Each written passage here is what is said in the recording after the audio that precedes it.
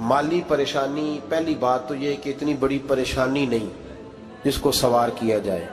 आयत पढ़ूंगा कुरान पाक की और मेरा ख्याल है कि बहुत सारी परेशानियां तो कुरान मजीद के लफ्ज़ों से दूर हो जाएंगी। सूरह हूद है, उसकी आयत नंबर 6 है, 12वें सिपारे की पहली आयत है। क्या अंदाज है और मेरे रब का कितना मन मोह लेने वाला और दिल को छू लेने वाला अंदाज है।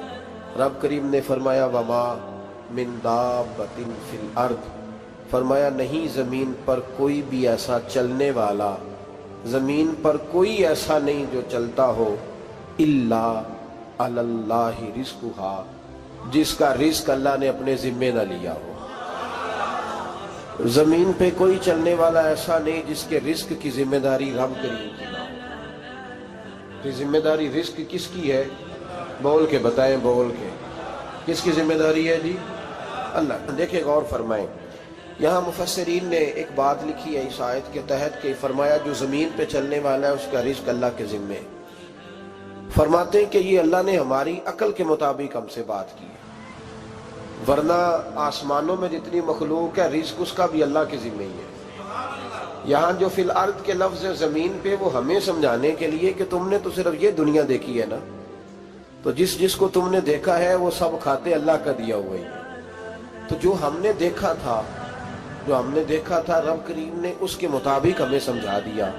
फरमाया कुछ तो तुमने देखे ही नहीं, चलो उनकी तुमसे बात नहीं करते, पर जो तुमने देखे हैं उन सब का रिज़्क किसके ज़िम्मे है? अल्लाह के। मेरे रसूल करीम सैयद आलम सल्लल्लाहु ताला अलैहि वसल्लम कुरान मजीद की जब तर्जुमानी करते, वजाहत करते, तो महबूब पाक सल्लल्लाहु अलैहि वसल्लम भी कोई इश्काल रहने नहीं देते थे, कोई इश्काल नहीं रहने देते थे। मेरे महबूब करीम अलैहिस्सलातु सलाम ने फरमाया अल्लाह पे भरोसा रख के सवेरे निकल जाना रिज़्क की तलाश में। किस पे भरोसा रखना है?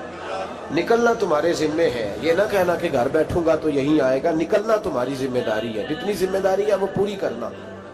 अल्लाह पे भरोसा करके निकल जाना तुम्हारी जिम्मेदारी है। रब का जिम्मा है तुम्हें रिज़्क देना, वो जरूर तुम्हें रिज़्क पहुंचाएगा।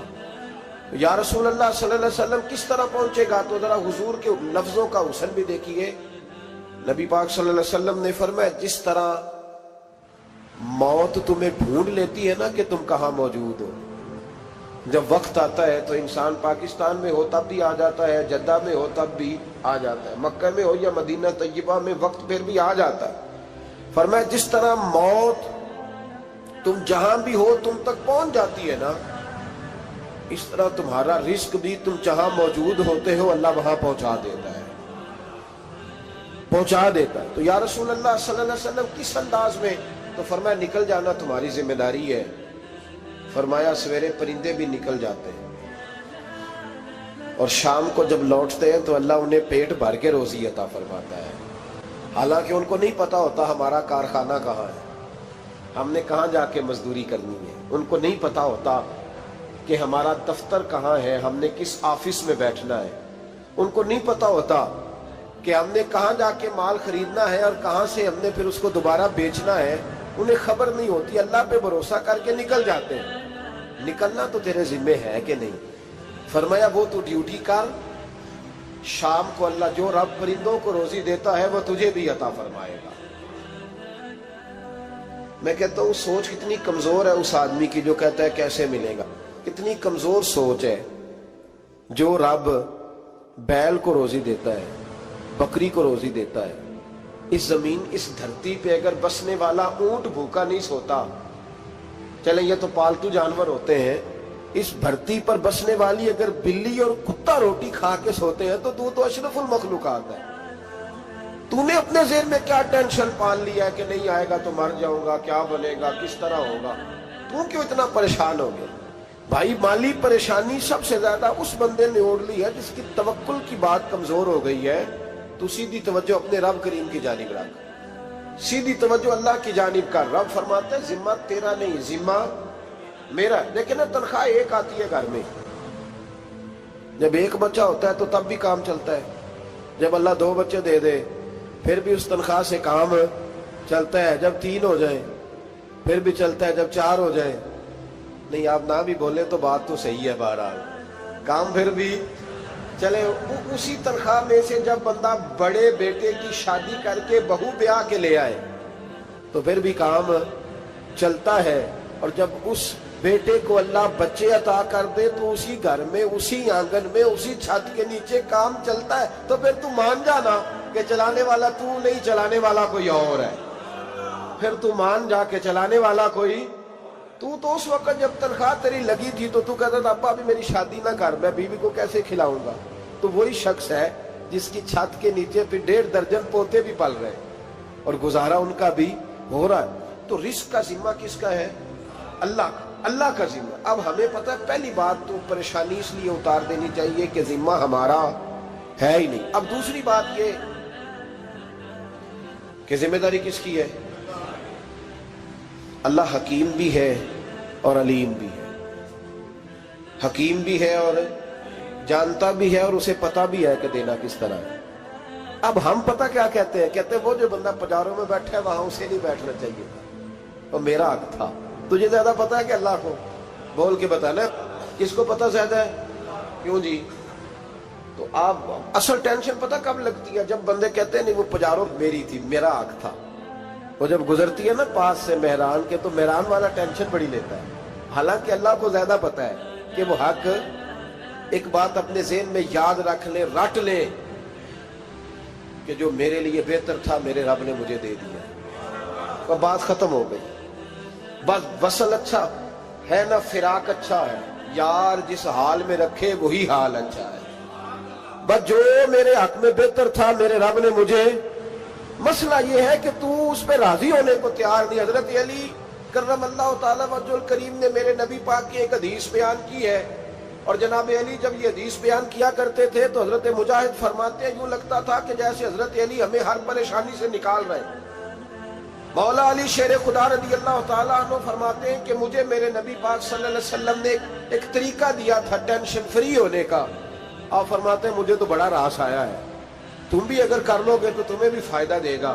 کہا وہ کیا؟ حضرت علی کہنے لگے محبوب علیہ السلام نے فرمایا تھا لوگوں تم اللہ کے دیوں میں تھوڑے رزق پہ راضی ہو جاؤ، وہ تمہاری تھوڑی عبادت سے تم سے راضی ہو جایا کرو گا۔ بس تم 2 نفل بھی پڑھو گے تو اللہ راضی ہو جائے گا، تم 1 رکوع بھی سویرے اٹھ کے پڑھو گے تو وہ راضی ہو جائے گا، وہ تمہارے 313 درود شریف سے راضی ہو جائے گا، تم اس کے دیوں میں تھوڑے رزق سے راضی ہو جاؤ۔ ٹینشن اس لیے ہوتی ہے کہ ہم راضی نہیں جو اس نے ہمیں دیا ہے۔ وہ حل میں مزید کی جو دوڑ ہے نا، حل میں مزید کی، بے قدرہ کچھ قدر نہ جاتی، کیتی خوب تسلی ہو، دنیا دار پجاری زردے، کتیاں دے گل ٹلی ہو، بک بک روشن اکھیاں تکیو ویک حویلی کلی ہو، تے کوچ نصیر اساں جد کیتی پہ جانی تھر تھلی ہو۔ تو یاد رکھیں یہ جو ہے نا مصیبت کے مال آ کیوں نہیں رہا، وہ سامنے والا پلاٹ میرے گھر کے سامنے ہے گھر کے سامنے، پر رجسٹری میرے نام کیوں نہیں؟ یہ مصیبت سانس نہیں لینے دیتی۔ موٹر سائیکل کھڑی کرتا ہے نا جب آ کے دکان سے روٹی کھانے آتا ہے، دفتر سے گھر آتا ہے، کاروبار سے آتا ہے، تو جہاں موٹر سائیکل کھڑی کرتا ہے وہ ٹینشن بڑی ہے کہ کبھی میری ہو جائے نا یہ والی جگہ تو میں یہاں بھی بورڈ لگاؤں اپنے نام۔ اس نے مالی پریشانی پیدا کی۔ تو جس حال میں ہے، کیونکہ تو نے اپنا یہ حال خود نہیں بنایا، جس نے بنایا ہے وہ بڑا بہتر جانتا تھا کہ تو اسی حال میں اسے اچھا لگتا ہے۔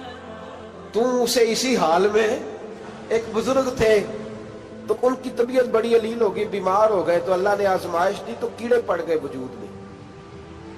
ایک کیڑا یہاں سے کھا رہا تھا، اللہ والے بڑے راضی رہتے ہیں اس کی رضا پہ، تو کیڑا یہاں کھا رہا تھا تو نیچے گر گیا، تو بابا جی نے اٹھا کے پھر وہاں رکھ لیا۔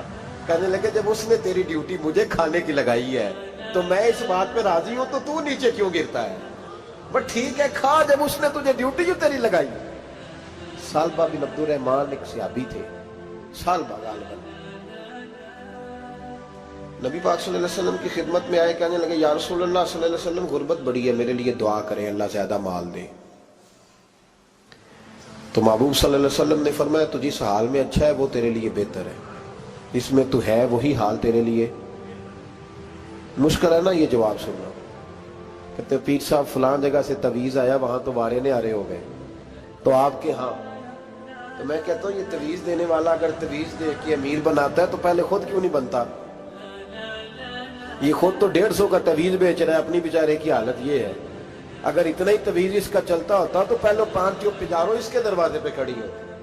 عجیب چکر ہے, اور عجیب جگہ لوگ الجھ گئے, سمجھتے ہی نہیں بات کو.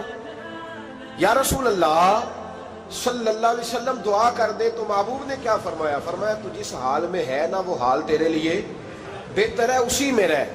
کہ نہیں حضور دعا کرے. فرمایا سال بعد تو باز آ جا. حضور دعا کرے. فرمایا تو باز آ جا.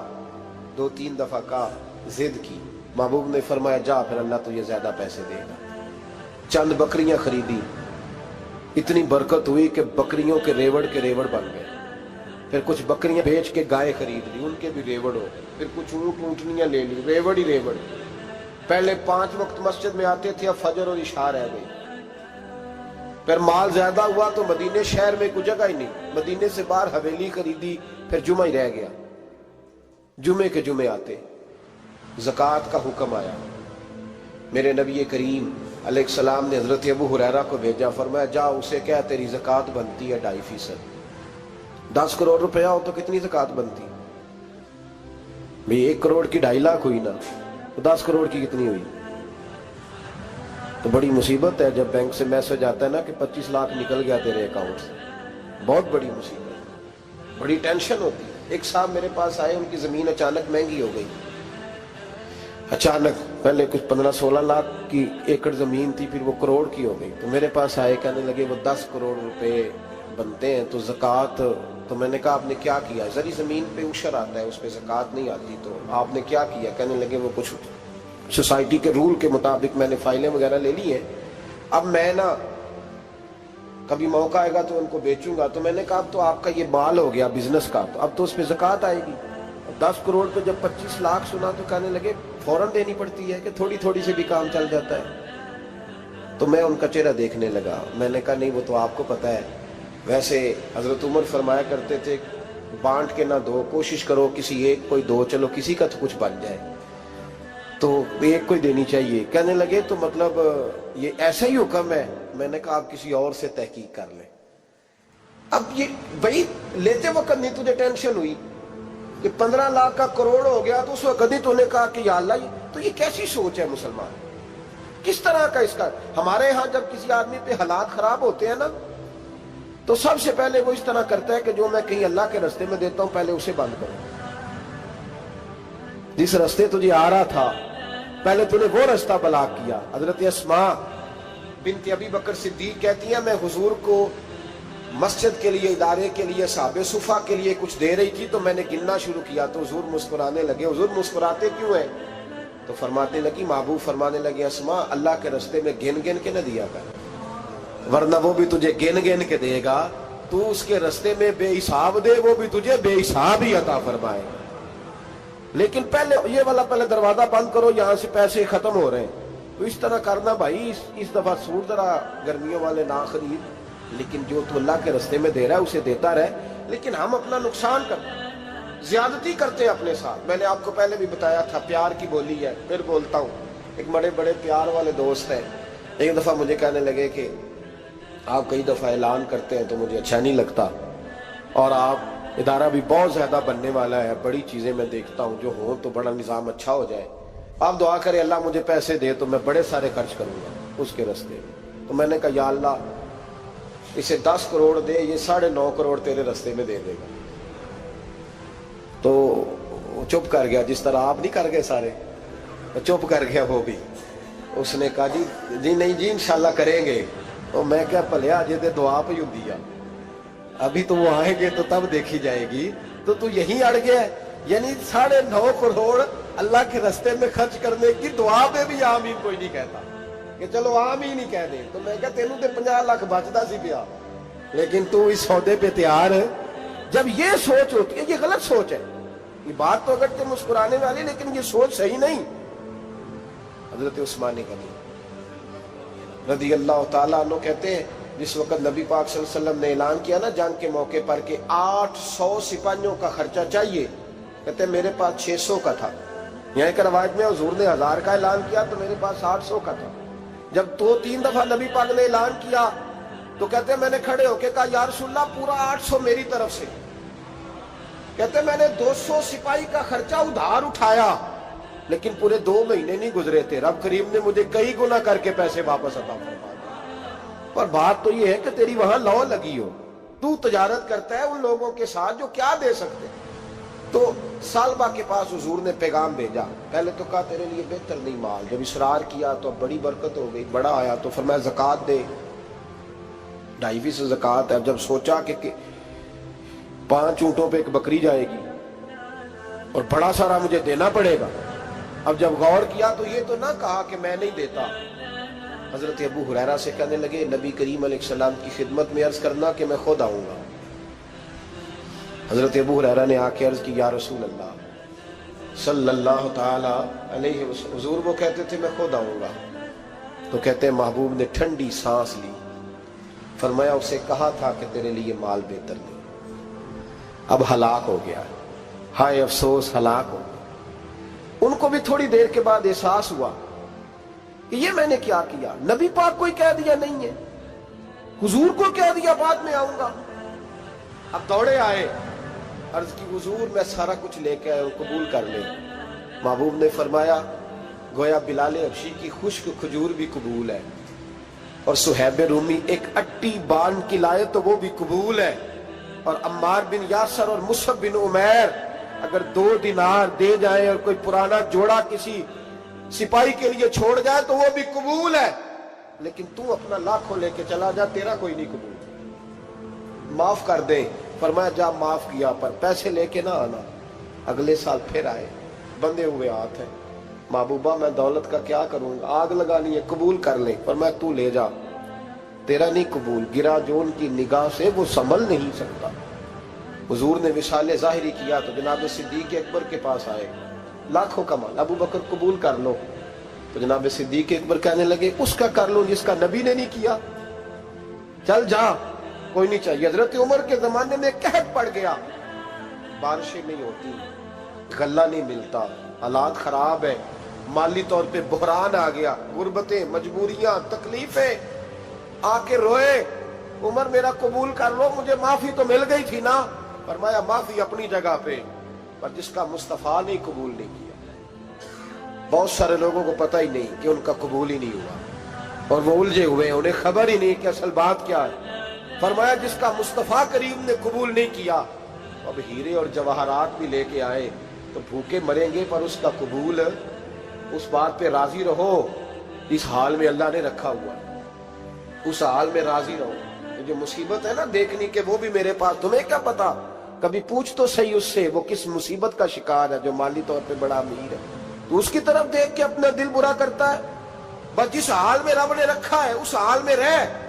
हजरत उस्मान गनी के जमाने में तो वो विसाल कर गए, लेकिन भाई तू जिस हाल में तेरा रब तुझे रखता है उस हाल में रह, तेरी माली परेशानियां खत्म हो जाएंगी। मैंने पहले भी शायद आपको एक दफा कहा था, मैं तालीम से फारिग हुआ तो मेरे एक उस्ताद और मेरे कुछ दोस्त कहने लगे अफ्रीका आ जाए आप, भाई बहुत बड़ा इदारा है, उसको चलाएं, उसको संभालें। तो मेरी वालदा से मैंने कहा, उस तबीयत होती है ना इंसान की, मेरा भी दिल लग गया। मेरी अम्मा पढ़ी नहीं थी, लेकिन अल्लाह ने दानाई बड़ी अता फरमाई थी, हिकमत बड़ी थी, सियानी बड़ी थी।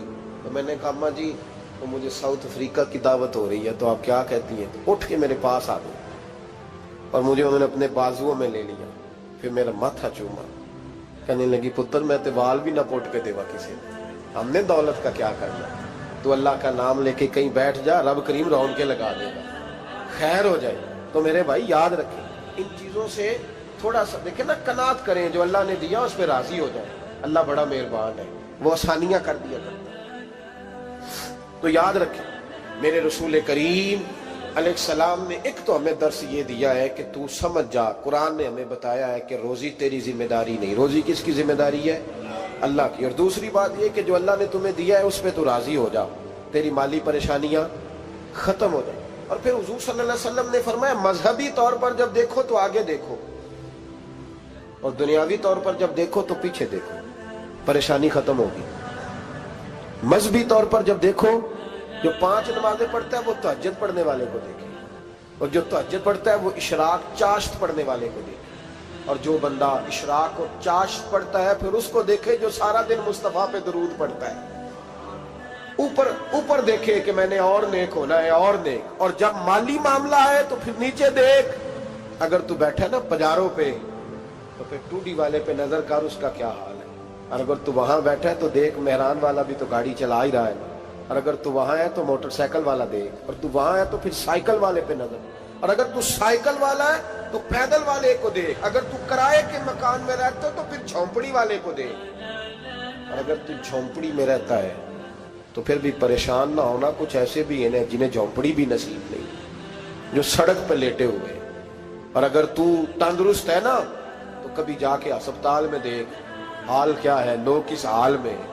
तो हम शुक्र नहीं अदा करते, उसका नुकसान क्या होता है, नेमतें चली जाती हैं। अल्लाह फरमाते लाइन शकर तुम लाज़ीदन्नकुम, तो शुक्र अदा कर, मैं नेमतों में इजाफा कर दूंगा।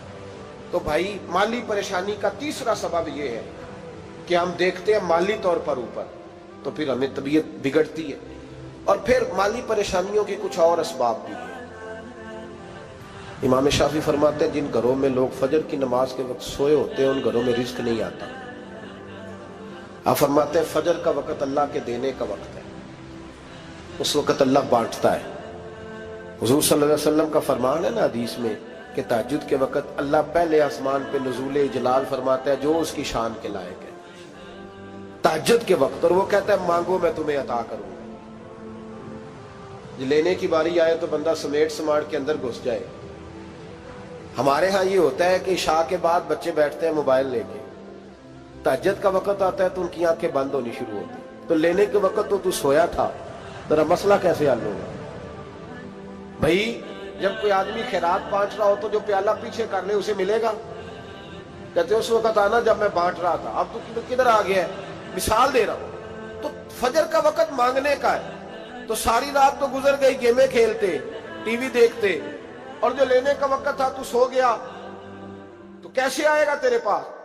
तो उठे सवेरे बंदों से मांग के देख लिया, बड़ी इज्जतें खराब हुई। फजर का वक्त उठ के झोली फैलाए। मेरे रसूल पाक अलैहिस्सलाम फरमाते, रब फरमाते जब बंदे मेरे आगे झोली फैलाते हैं मुझे शर्म आती है। बिछड़ गया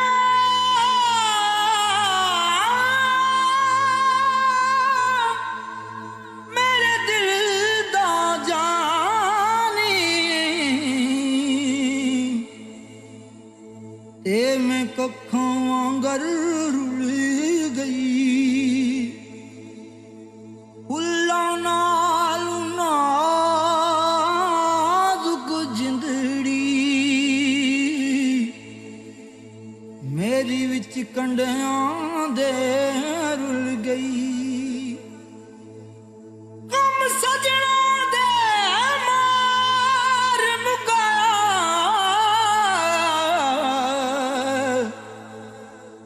ते मैं अथरू बन के डुल गई।